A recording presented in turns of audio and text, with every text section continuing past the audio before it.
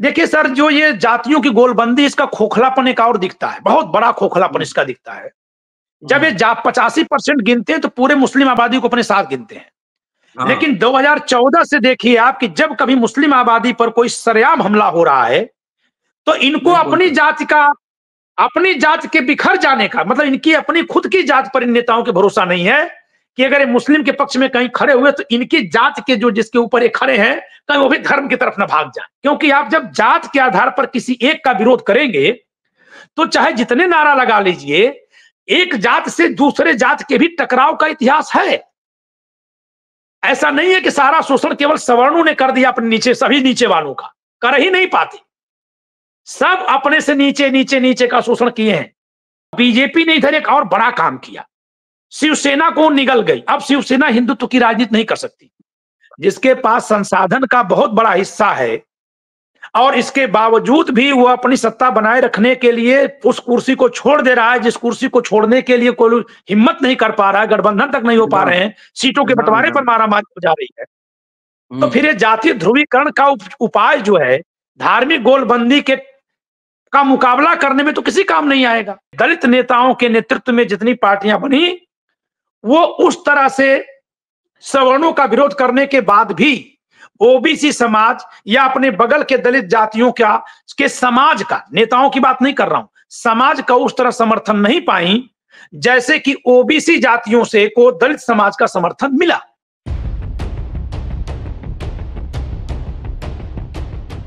Doctor Ambedkar ने सबसे पहले इंडिपेंडेंट लेबर पार्टी बनाई। लेकिन जब क्रिस्प मिशन भारत आया, तो उन्होंने पूछा कि आप आखिर किसको रिप्रेजेंट करते हैं? लेबर, तो लेबर तो एक है नहीं, तो किस समुदाय को? जैसे जिन्ना मुस्लिम को रिप्रेजेंट कर रहे थे, सिख को कोई और रिप्रेजेंट कर रहे थे, हिंदुओं को कोई और रिप्रेजेंट कर रहे थे। तो डॉक्टर अंबेडकर ने फिर शेड्यूल कास्ट फेडरेशन बनाया इंडिपेंडेंट लेबर पार्टी को भंग करके, और पूरा फोकस शेड्यूल कास्ट पे रखा और कहा कि हम शेड्यूल कास्ट को रिप्रेजेंट करते हैं। उन्होंने बार-बार कहा कि हम नेशनल लाइफ में माइनॉरिटी हैं, we are minority in national life. वो बोरो कमिटी के साथ भी उन्होंने कहा और साइमन कमीशन में भी ये बात कही, गोलमेज सम्मेलन में भी ये बात कही। लेकिन बाबा साहब के बाद बहुजन सशक्तिकरण के बहुत सारे नारे गढ़े गए।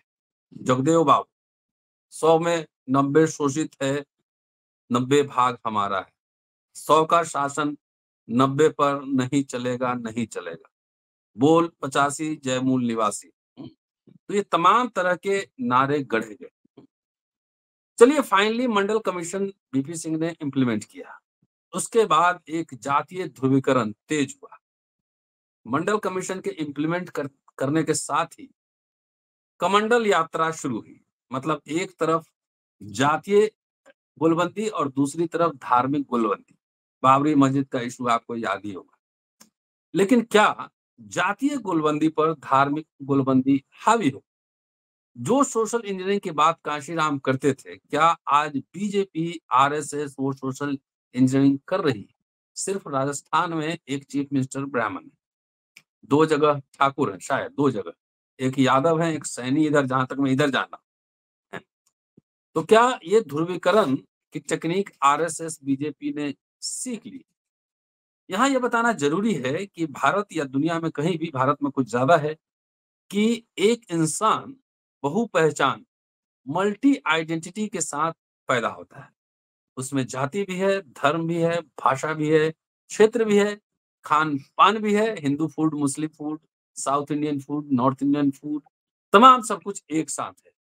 क्या इस समय जो माहौल है जिस तरह का देखने में, और जो लोग, मैं इसलिए ये बात कह रहा हूँ कि मंडल कमीशन में सिर्फ 1.5 रिकमेंडेशन लागू हुए 40 में से। लेकिन समाज उतना तत्पर नहीं था। संख्या की बात होती है कि हम 85 हैं, हम 90 हैं, तमाम ये सब बात होती है। क्या वो 90-85 जातीय आधार पे ही सही अपने हक-हकूक के लिए यूनाइटेड है? क्या कोई मूवमेंट है? इसके बरअक्स जो धार्मिक अस्मिता, आरएसएस, बीजेपी, धार्मिक अस्मिता की पहचान है, क्या वो ज़्यादा हावी है? क्या दलित, पिछड़े सिर्फ जाति के आधार पर उनकी पहचान है या उनकी धार्मिक पहचान है? क्या आरएसएस, बीजेपी बहुत तबियत से उनके अंदर जो धार्मिक पहचान है, उसको उभारने की कोशिश कर रही है? कई जगह सांप्रदायिक पोलराइजेशन हुआ, दंगे भी हुए। उसमें देखा गया कि ज्यादातर उसमें दलित पिछड़े समुदाय के लोग शामिल हैं। आज चर्चा इसी विषय पर। दोस्तों, रतनलाल बोल रहा हूं और आप देख रहे हैं अम्बेडकरनामा। पंकज त्रिपाठी साहब हैं, इनका यूट्यूब चैनल है द लॉजिकल इंडियन। कुछ रिसर्च उन्होंने किया है और पूरा संविधान के हवाले से भी बात होगी, और कैसे मल्टी आइडेंटिटी में कौन सा आइडेंटिटी प्राइमरी होगा, ये काल समय संदर्भ पे बहुत कुछ डिपेंड करता है। पंकज जी से अगले 25 से 30 मिनट तक चर्चा इसी विषय पर। स्वागत है पंकज जी। नमस्कार सर। इनिशियल बैकग्राउंड मैंने दे दी।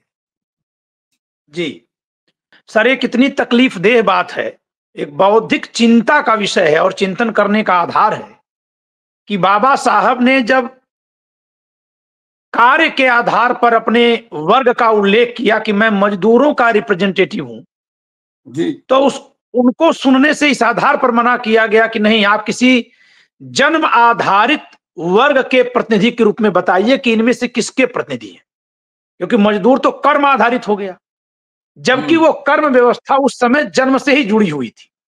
लेकिन कर्म को मान्यता नहीं दी जा रही थी, जन्म को मान्यता दी जा रही थी और कर्म को उसी पर वैधानिक ठहराया जा रहा था।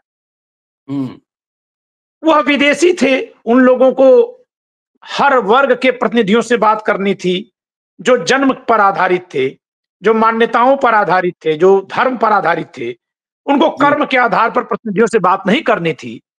इस नाते बाबा साहब को अपना वो लेबर पार्टी हटा करके फिर SC/ST कास्ट फेडरेशन बनाना, पार्टी बनानी पड़ी। Schedule caste federation, schedule caste federation. जी, फिर उनको शेड्यूल कास्ट फेडरेशन अपनी पार्टी का नाम रखना पड़ा, बनानी पड़ी। तो ये अपने आप में एक बाध्यता है, क्योंकि अगर बाबा साहब की लेबर पार्टी से सोचा जाता तो आज के समय पर दूसरे जातियों के लोग भी जब लेबर कम्युनिटी में जा रहे हैं तो वो पार्टी आज उनका भी रिप्रेजेंटेशन कर रही होती। खैर,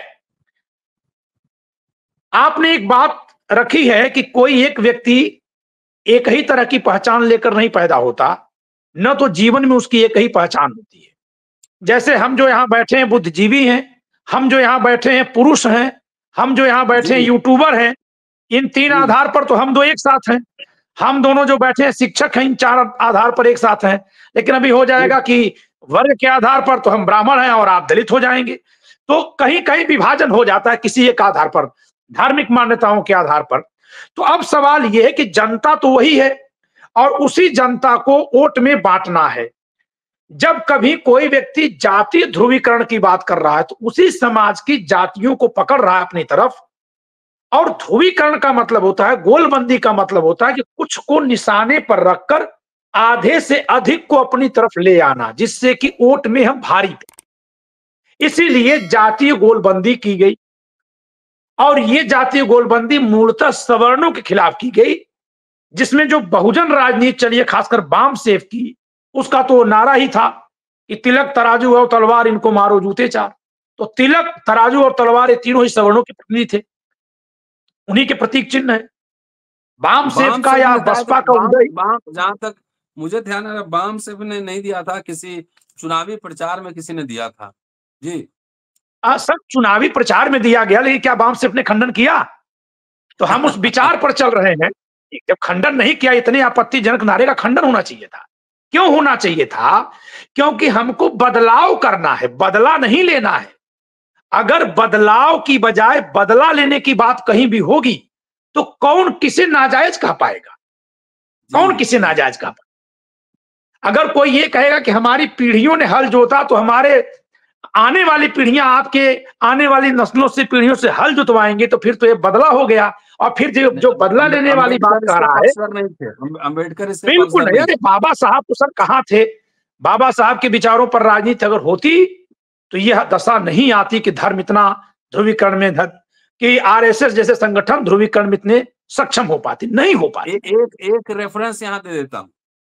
जब शेड्यूल कास्ट फेडरेशन का घोषणा पत्र उन्होंने बनाया 1951 में, पहले लोकसभा चुनाव में, तो उन्होंने एकदम स्पष्ट रूप से पॉइंट नंबर 54 पर जाकर देखेंगे, उन्होंने लिखा कि हिंदू महासभा और RSS जैसे गठबंधन से कोई समझौता नहीं। जी कंटिन्यू। लेकिन आज सर क्या हो रहा है? आज बाबा साहब के नाम पर राजनीति करने वाले लोग सर्वाधिक वहीं करीब से दिखते हैं। तो इसमें हुआ क्या कि हिंदू समाज यानी भारत में जो हिंदू समाज है, जो बहुसंख्यक समाज है, खासकर उत्तर भारत की ही राजनीति ज्यादा विचलित कर देती है विषयों को, न्याय को धक्का पहुंचा देती है, स्वतंत्रता पर आघात कर देती है। उत्तर भारत ज्यादा राजनीतिक है और यहीं से सीख कर फिर दक्षिण भारत में राजनीति बाद में होती है। अब देखिए ना, यहां जैसे धार्मिक ध्रुवीकरण के लिए धार्मिक मुद्दे उठाए गए, तो आंध्र प्रदेश में भी लड्डू वाला मुद्दा उठा दिया गया। खैर, तो यहां का सामाजिक ढांचा इस तरह से है। तो जब धर्म की बात चलेगी तो वो तो ऊपर से नीचे तक बराबर में चला जाएगा, लेकिन जब जातीय गोलबंदी होगी तो नीचे से ऊपर की तरफ या बीच से नीचे की तरफ होगी, क्योंकि ऊपर वाले के तो खिलाफ चला जा रहा है। तो मैंने जो अध्ययन किया, मैंने पाया है कि जातीय गोलबंदी जो है वो इसलिए सफल नहीं हो पा रही है या नहीं हो पाई धार्मिक ध्रुवीकरण की तुलना में। मैं तो दोनों की आलोचना करता हूं, क्योंकि मैं संविधान का पुजारी हूं। संविधान के आधार पर ध्रुवीकरण होना चाहिए कि कौन सी व्यक्ति, कौन सी विचारधारा संविधान के साथ है, कौन नहीं। लेकिन जो जातीय ध्रुवीकरण जी, जो जातीय गोलबंदी हुई वो धार्मिक ध्रुवीकरण के सामने क्यों नहीं टिक पा रही है? इसका कारण यह है कि हमारा जो सामाजिक ढांचा रहा वो पिरामिड नुमा रहा है, और इसमें कोई भी समाज, जो आमतौर पर मैं देख रहा हूं, अपने से नीचे जाति में, जिसको वो नीचे मानता है, अपने से नीचे जात से कोई नेता अगर पैदा हो रहा है तो उसके नेतृत्व को सहजता से स्वीकार नहीं करता है। कोई दूसरा नेता स्वीकार कर ले, लेकिन समाज आमतौर पर नहीं स्वीकार करता है। यही कारण है कि दलित नेताओं के नेतृत्व में जितनी पार्टियां बनी, वो उस तरह से सवर्णों का विरोध करने के बाद भी ओबीसी समाज या अपने बगल के दलित जातियों के समाज का, नेताओं की बात नहीं कर रहा हूं, समाज का उस तरह समर्थन नहीं पाई जैसे कि ओबीसी जातियों से को दलित समाज का समर्थन मिला। उसका कारण था कि समाज में जो कोई जिसको नीचे माना है उसको अपना नेता मानने से हिचकिचाता है। और इसका साफ प्रमाण दिखता है कि उत्तर प्रदेश में जो एक पार्टी बढ़ पाई, वो जब समर्थन दे रही थी समाजवादी पार्टी, तब तो समर्थन पर सरकार चल रही थी, लेकिन जब उनमें खींचतान चली तो सरकार गिर गई और वो पलट के इस पार्टी को समर्थन नहीं दी। क्यों नहीं दी वो बहुत भीतर का विषय है, लेकिन ये समर्थन नहीं मिला। और बसपा को जो अन्य जातियों का समर्थन मिला, ये मेरा अपना एक अनुमानित अध्ययन है जो मैं समाज को देखकर कर रहा हूं, कोई डेटा नहीं मिलेगा। जब बीजेपी ने समर्थन कर दिया बीएसपी का और ये माना गया कि ब्राह्मणों ने समर्थन कर दिया है, तब जाकर के ओबीसी की बहुत सारी जातियों ने समर्थन किया। सामाजिक स्तर पर मैं बात कर रहा हूं, नेता कोई हो सकता है, दो चार जुड़े रहे। एक बात और भी है कि जातीय ध्रुवीकरण, जातीय गोलबंदी के बाद जो नेता बने, उन नेताओं ने अपने को एक आइकॉन के रूप में पेश किया। तो हर एक जाति का व्यक्ति अपने जाति का वोट बटोरकर वो भी नेता बनने की सोचने लगा। इस समय की स्थिति यह है कि उत्तर प्रदेश में देखें तो निषाद जात के अलग नेता हैं, राजभर जात के अलग नेता हैं, कुर्मी जात के अलग नेता हैं, मौर्य जात के अलग नेता हैं और जाट के अलग नेता हैं। और ये जितने नेता हैं, इन नेताओं को अगर गिन लिया जाए, हम अखिलेश यादव और मायावती जी को भी छोड़ रखते हैं, इनको बड़ी पार्टी मान ले रहे हैं, इनको भी छोड़ रखते हैं, मानते हैं कि सबके नेता है, मान लेते हैं 15 के विरोध में सबके नेता, क्योंकि इनका जन्म ही 15% के विरोध में हुआ। तो ये जो इनके फुटकर नेता नीचे से निकले, वो क्यों निकले? क्या वो जो नेता पैदा हुए उनको दोषी मान लिया जाए, महत्वाकांक्षी माना जाए, लालची माना जाए पद का, कि इनको भी अपने दम पर पद चाहिए, या इनको माना जाए कि जोड़कर रख नहीं पाए? तो जातीय ध्रुवीकरण जो है वो नेताओं के अलग अलग जातियों के जो पार्टियां बन गई हैं, इससे साफ साफ दिखता है कि बिखर गया। और ये न केवल बिखरा है, बल्कि यही जाकर धार्मिक ध्रुवीकरण वाले राजनीतिक पार्टी के साथ वोट लड़ रहे हैं, चुनाव लड़ रहे हैं, ये उधर खड़े हैं। तो आखिर ऐसा ये क्यों कर रहे हैं? अगर जातीय ध्रुवीकरण के हम ताकत को देखें उस एंगल से, तो ये सवाल बहुत बड़ा है। क्योंकि हम लोग जितनी भी राजनीति कर रहे हैं, जब भी संविधान पर हमला हो रहा है, खतरा हो रहा है, लोकतंत्र कहीं छलनी हो रहा है, कहीं किसी के अधिकार की हकमारी हो रही है, तो हम लोग इसका उपचार जो है जातीय ध्रुवीकरण में ही खोज रहे हैं। ज्यादातर बुद्धिजीवी लोग, ज्यादातर वो फौरन इसको वही पुराने नारे पर ले आ रहे हैं कि 100 में 90 शोषित है तो 90 भाग हमारा है, जिसकी जितनी संख्या भारी उसकी उतनी हिस्सेदारी। इन्हीं नारों पर लोग जा रहे हैं। तो जब इस नारे पर जा रहे हैं, शोषितों जी का सर। भी धर्म होता है, शोषितों का भी धर्म तो होता है। बिल्कुल बिल्कुल उस धर्म को लेकर चला जाए। दरअसल सर इसमें एक बहुत बड़ी समस्या ये मुझे देखने को मिली कि हिंदू समाज का बहुत बड़ा ऐसा तबका है जो जात की सत्ता आने पर या जात की राजनीति ताकतवर होने पर उधर रहता है, और धर्म की सत्ता आने पर धर्म की राजनीति ताकतवर होने पर उधर रहता है।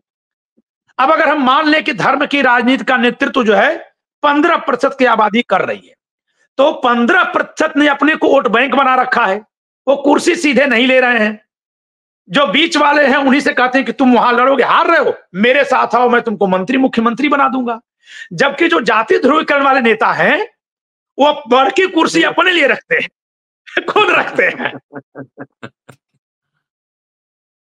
तो एक बहुत बड़ा कारण ये भी दिख रहा है। 15% के पास भारत के संसाधन का बहुत बड़ा हिस्सा है। वो पूरा व्हाट्सएप यूनिवर्सिटी भी चला सकता है, मीडिया भी चला तो सकता सर है, जो स्टॉक जिसके मार्केट पास कंट्रोल कर संसाधन का सकता है। बहुत बड़ा हिस्सा है, जिसके पास संसाधन का बहुत बड़ा हिस्सा है, और इसके बावजूद भी वो अपनी सत्ता बनाए रखने के लिए उस कुर्सी को छोड़ दे रहा है, जिस कुर्सी को छोड़ने के लिए कोई हिम्मत नहीं कर पा रहा है, गठबंधन तक नहीं हो पा रहे हैं, सीटों के बंटवारे पर मारामारी हो जा रही है।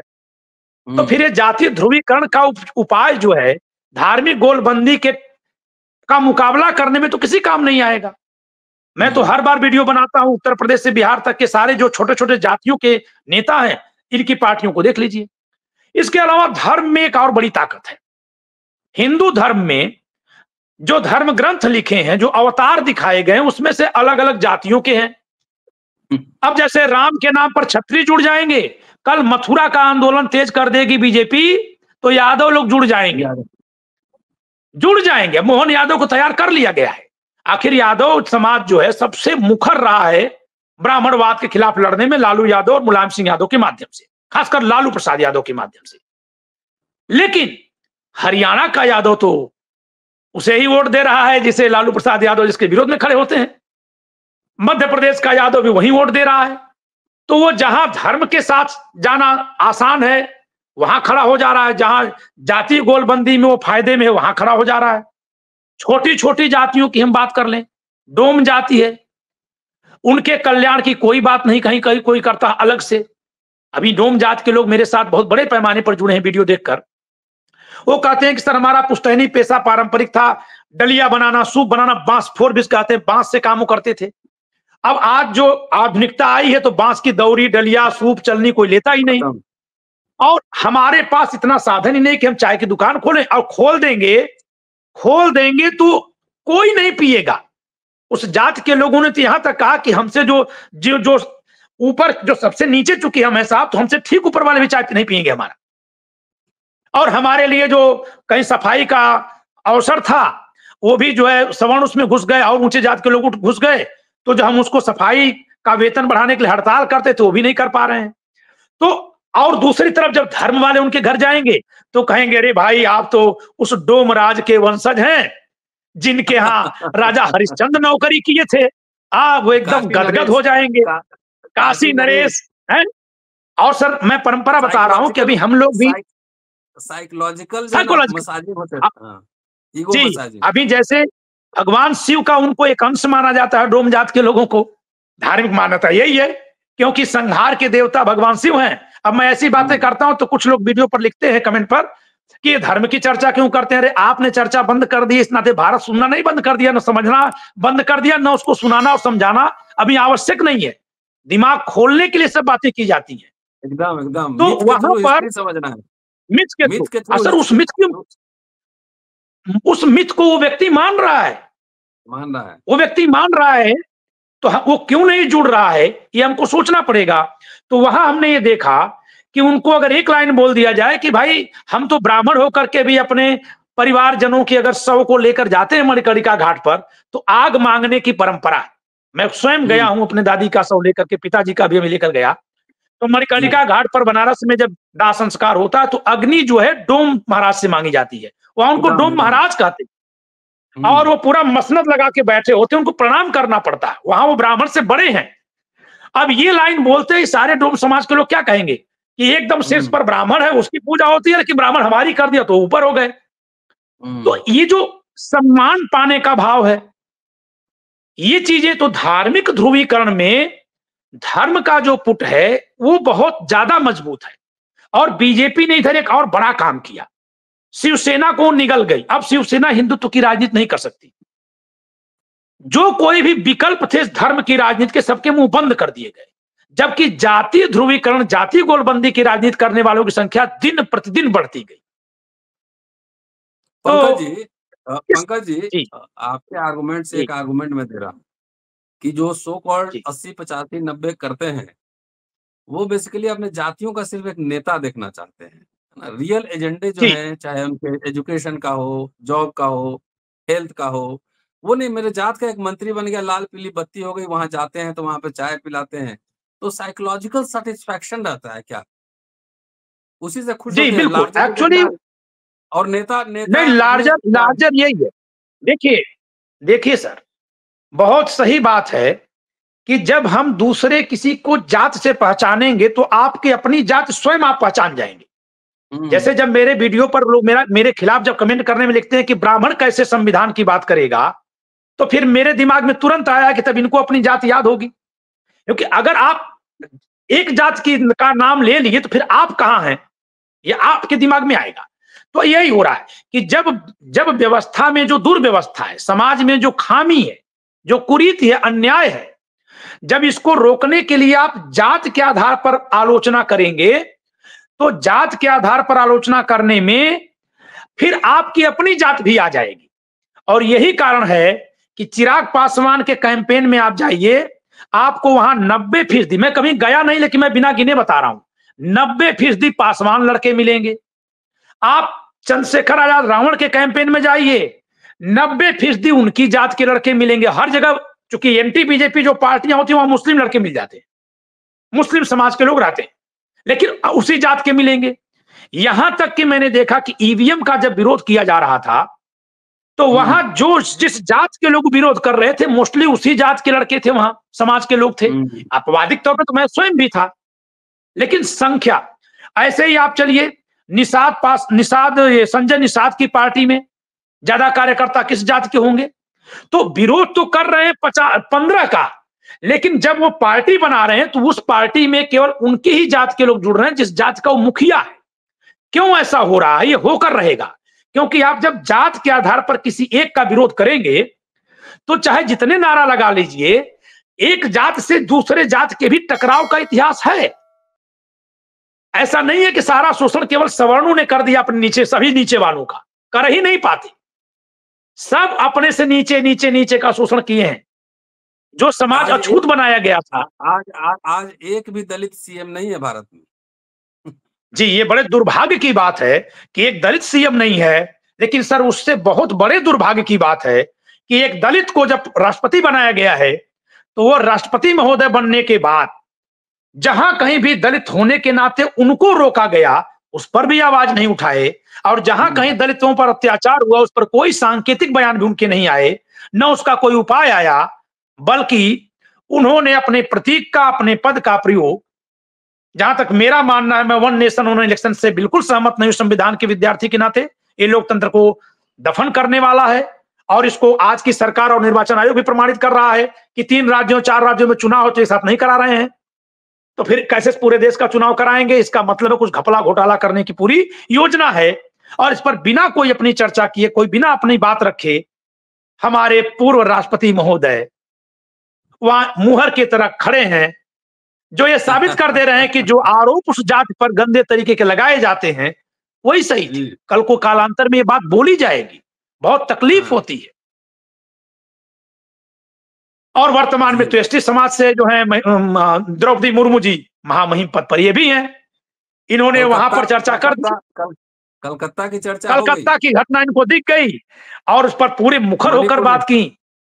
जी नहीं सर, मणिपुर तो छोड़िए, अभी बगल में ही गुजरात है, बिल्किस बानो के गुनहगारों को छोड़ दिया गया सरकार के द्वारा, उनकी ही सरकार है, मैं उनको जिम्मेदार ठहरा रहा हूं, सरकार की मुखिया है। भारत की गृह मंत्रालय के कहने पर बिल्किस बानो के गुनहगारों को छोड़ा गया।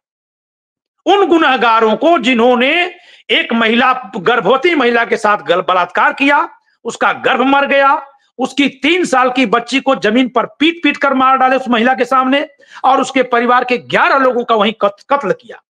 वो पूरा परिवार बेगुनाह था।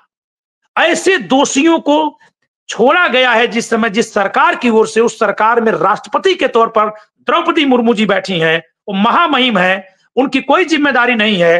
लेकिन जब वहां जिम्मेदारी वो नहीं समझ रही हैं, तो बंगाल पर टिप्पणी कैसे कर रही थी? ये बहुत बड़ा सब। क्या ये टूल है केवल? और अगर ये टूल हैं, तो जब जात के नाम पर बैठाया जा रहा है, प्रधानमंत्री ने कहा था कि हम तो एसटी समाज के लोगों को सम्मानित करने के लिए इनको राष्ट्रपति बना रहे, इस तरह की बातें आई हैं, तो कल को उस एसटी समाज पर लांछन नहीं लगेगा कि तुम्हारा इतना बड़ा योगदान है, तुम्हारी इतनी औकात है कि तुमको हम जहां बैठा के जो कहेंगे वही करोगे?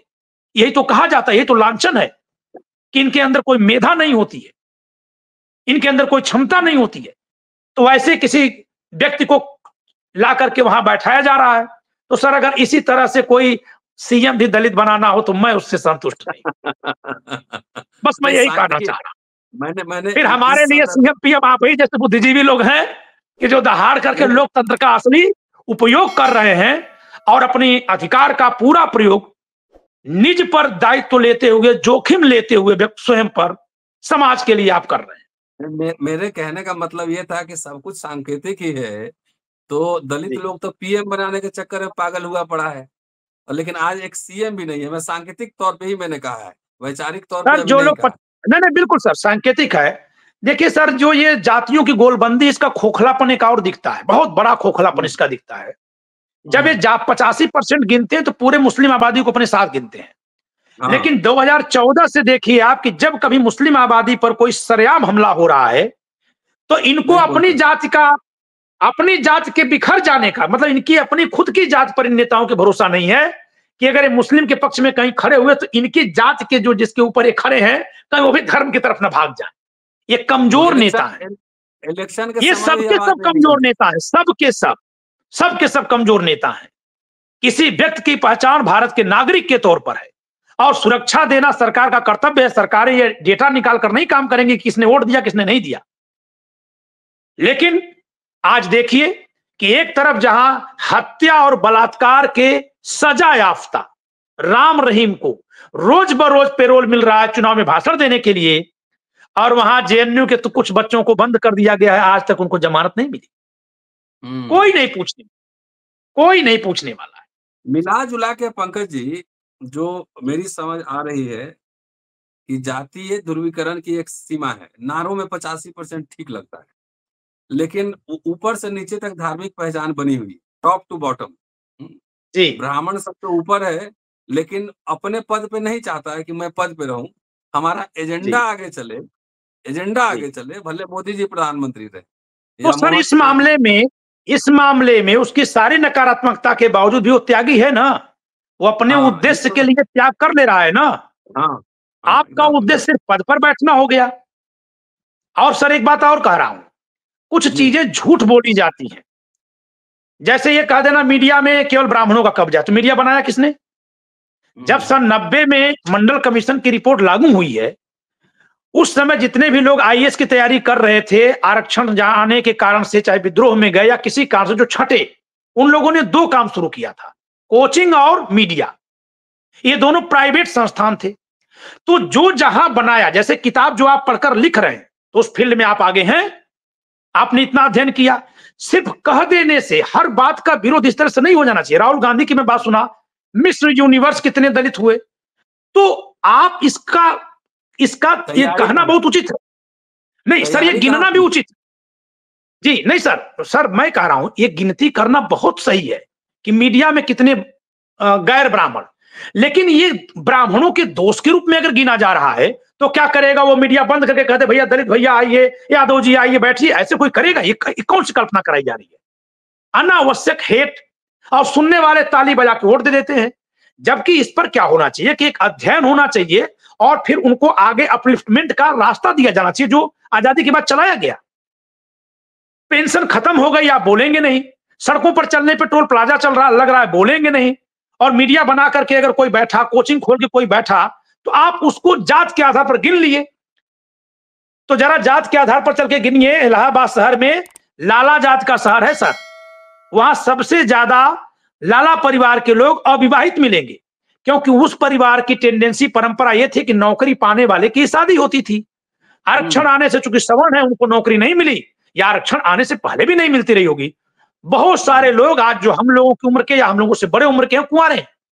मैंने पता लगाया इलाहाबाद में, नौकरी ही नहीं रहेगी, जी आरक्षण गैर आरक्षण क्या 10% मिल गया जी हमको उसमें। जी। अच्छा, अब सर ये है कि ये 10% भी झुंझुना है, ये सवर्णों को मूर्ख बनाने का झुंझुना है, क्योंकि दारू खाने खोले जा रहे हैं। अब तो सवर्ण बच्चे भी खूब पी रहे हैं, भरपेट पी रहे हैं। तो इसके बाद जब वो कोई बात कहेंगे तो आरक्षण के आधार पर झगड़ा होता था, समझिएगा सर। तो सवर्ण बच्चे ही आरक्षण के नाम पर झगड़ा कर रहे थे। जो 10% आरक्षण दिया गया है ना, ये सवर्ण बच्चों को हिंदुत्व की तरफ ले जाने के लिए दिया गया है कि वो आरक्षण के नाम पर जो गैर आरक्षित जातियों के लोगों से लड़ते थे वो बंद हो जाए। वो जैसे ही लड़ेंगे वो बोलेगा तुमको तो 10% मिला, तुम्हारी आबादी तो कुल 15% और 10% मिल गया, हमें तो कम मिलेगा, तो चुप हो जाएगा। न उसको नौकरी मिलेगी न इसको मिलेगी, क्योंकि नौकरी है ही नहीं। तो ये वो ताकि वो जात के नाम पर झगड़ा न करे, क्योंकि उसको हिंदू का मुखिया बनाना है। मैं फिर से वो बात दोहरा रहा हूं कि औसत तौर पर ब्राह्मणों का मोबाइल अगर देखा जाए तो मुसलमानों के खिलाफ हेट वाले मैसेज से भरे पड़े हैं। ये ब्राह्मणों के साथ हुआ है और बड़े खुश हैं, बड़े मस्त। मिला जुला के जो है अभी बहुजन एक मिथ नजर आ रहा है, बहुजन कोई रियलिटी नहीं। एक जो है ना सर, इस पर भी मेरा एक शोध है छोटा सा। खराब बोल लीजिए पहले, मैं बोलूंगा। नहीं, वही सवाल वही कह रहा हूं सर। बहुजन शब्द बौद्ध साहित्य से लिया गया, गौतम बुद्ध का शब्द है। तो जी सर, बहुजन शब्द गौतम बुद्ध जी से लिया गया, वहां से जुड़ा हुआ है। बहुजन शब्द कहकर फिर 85 कह देना और वो 85 में केवल जात के आधार पर रखना, ये तो गौतम बुद्ध के बहुजन का अर्थ हो ही नहीं सकता। गौतम बुद्ध साहब तो जात को मानते ही नहीं थे, वर्ण व्यवस्था को मानते नहीं थे, वो इसी पर तो उनका सारा आक्षेप है। तो फिर उनके बहुजन शब्द का प्रयोग जो राजनीतिक तौर से बहुजन के तौर पे जातियों के गोलबंदी में हो रहा है, ये तो उस अर्थ में है ही नहीं। अभी कल टेलीफोन पर मेरी एक बात हुई है एक बौद्ध धर्म के ऐसे अनुयायी से जो न जाने कितने सैकड़ों पीढ़ियों से बौद्ध है, सैकड़ों पीढ़ियों से बौद्ध हैं। वो बौद्ध समाज में, जैसे बौद्ध धर्म के अनुयायियों में लगभग 80% दलित समाज के लोग हैं, एससी कैटेगरी के हैं। तो जो 20% सवर्ण है वो उसमें से, उस परिवार में से उस लड़की का फोन आया मेरे पास। वो कही कि सर हम लोग तो हैं, लेकिन ये बहुजन में क्या हम नहीं आते? तो फिर हम गौतम बुद्ध को तो हम मानते हैं, हम लोग तो पूर्वज न जाने कब से छोड़े हुए बौद्ध धर्म स्वीकार किए हुए हैं, हम लोग थाईलैंड जाते हैं, यहाँ वहां अपना सब बताने लगी। तो मैंने सोचा कि जरा बताइए, बुद्ध धर्म से बहुजन शब्द लेकर जातियों के विरोधी बुद्ध साहब से लेकर के बहुजन शब्द का प्रयोग जातियों के समुच्चय के रूप में कर दिया गया, ये कितना बड़ी त्रासदी है। और तब मैंने पाया कि यहाँ 2 धर्म की लड़ाई नहीं चल रही है। तब मुझे समझ में आया कि यहाँ तो 3 धर्म की लड़ाई चल रही है। गौतम बुद्ध जी से बहुजन लिया गया और उस बहुजन का प्रयोग जाति गोलबंदी करके सवर्णों के खिलाफ किया गया। सवर्णों ने क्या किया कि हिंदुत्व की चादर उठा दी, उस पर लगे झंडा फहराने और उसको एंटी मुस्लिम कर दिया, एंटी मुस्लिम कर दिया। तो तुम आए थे हमसे लड़ने, हमने कहा उधर जाओ उधर, तो सब उधर चले गए लड़ने। अब हम तेज तेज डमरू बजा रहे हैं, सब उधर जा रहे हैं, इधर जा रहे हैं, तुम 15 85 गिन रहे हो। अरे जब गौतम बुद्ध जी के धर्म से बहुजन निकाल कर लाएंगे तो अगर पवित्र अर्थों में लेंगे, उस अर्थ में लेंगे, तो 85% जनता बहुजन का मतलब 85%, 90% वो लोग होते हैं जो किसी के साथ भी बलात्कार होने को गलत मानते हैं, जो किसी के साथ भी चोरी होने को स्वाभाविक रूप से गलत मानते हैं। अगर सारे लोगों को छूट दे दी जाए, सभी घरों में ताला बंद खोल दिया जाए, तो भी 85% लोग चोरी नहीं करेंगे, वो रोकेंगे अपने आप को। वो देखा देखी भले करें, लेकिन अंदर से वो चाहेंगे कि इस व्यवस्था सही हो जाए, वो चाहेंगे कि सही हो जाए। 10% लोग हैं जो छूट देने पर भी रेप करेंगे। तो वो उस बहुजन की बात कर रहे थे कि बहुजन सुखाए, यानी जिसमें ज्यादातर लोग सुखी हैं, खुश हैं, वो ज्यादातर जो होंगे वो अपराधी नहीं है, वो अच्छे लोग हैं। उसी के हिसाब से न्याय बनाया जाए, न कि जातियों की गोलबंदी की बात किए थे। तो धर्म से लेकर के भी बहुजन समाज का जो रूप गढ़ा गया, अगर इसको धर्म पर ही चला दिया जाए कि बहुजन तो गौतम बुद्ध जी द्वारा दिया गया है, बहुजन बहुजन गौतम बुद्ध द्वारा दिया गया है, तो जो काशीनाथ महाराज जो है डोम की बहुजन पूजा करते थे, राजनीति वो डोम करने समाज वाले लोग भी बुद्ध को नहीं मानते हैं। बहुजन राजनीति नहीं करने वाले मानते, लोग भी बिल्कुल नहीं मानते। सर बहुत दुख की बात है कि न तो बुद्ध को मानते और न संविधान को मानते, और जो संविधान का बनते समय ही विरोध किए थे। मैं दावे के साथ कह रहा हूं कि सबसे ज्यादा संविधान का अध्ययन वे लोग करके बैठे हैं। उनको जी। पता था कि जम्मू कश्मीर को संविधान से बाहर करना। तो संविधान से बाहर करने के लिए क्या किया, पहले जम्मू कश्मीर में जो उसकी विशेष व्यवस्था है उस पर नारा लगाए जोर जोर से, और सबसे कहे कि वहां जमीन नहीं खरीदोगे, वहां शादी नहीं करोगे। लोग इतने भर के नाम पर बहुमत दे दिए 370 हटाने के लिए। लेकिन 370 हटाने के साथ साथ क्या कर दिया उन्होंने, उसका न केवल राज्य का दर्जा छीन लिया, बल्कि उसका कोई जिक्र भारत के संविधान में है ही नहीं। उसको संविधान से ही बाहर कर दिया। मामूली अधिनियम से वहां संसद विधानसभा बन रही है, मामूली अधिनियम से वहां विधानसभा बन रही है, उसी मामूली अधिनियम से वहां एलजी की नियुक्ति हो रही है, उसी से मुख्यमंत्री और मंत्रिपरिषद बन रही है, जिसे संसद सामान्य बहुमत से जब चाहे तब पलट दी। यानी पूरे भारत में जिन 3 केंद्र शासित प्रदेशों में विधानसभा और मंत्रिपरिषद है, उनमें भी जो दिल्ली और पुदुचेरी में है, वो संविधान के भाग 8 में लिखी है, वो संविधान से शासित होती है। लेकिन जम्मू कश्मीर इतना बेगाना हो गया कि वहां की विधानसभा तक का जिक्र, वहां के लेफ्टिनेंट गवर्नर तक का जिक्र आपके संविधान से बाहर हो गया। तो सर जरा मैं पूछूंगा उन पार्टियों से जो संविधान को कहती है खतरा नहीं है, खासकर बीएसपी से, आम आदमी पार्टी से, जेडीयू से, कि जब आप उस अधिनियम को समर्थन दे रहे थे 370 हटाने के नाम पर, जनभावना के आधार पर, तो आपने इसको देखा कि नहीं देखा? और अगर आपने देखा ही नहीं तो आज आप कैसे दावा करते हैं कि संविधान खतरे में ही नहीं है, क्योंकि आप तो संविधान जानते ही नहीं। और जो बिगाड़ रहे थे वो खूब जानते हैं कैसे हमको इसमें हेरफेर करनी है।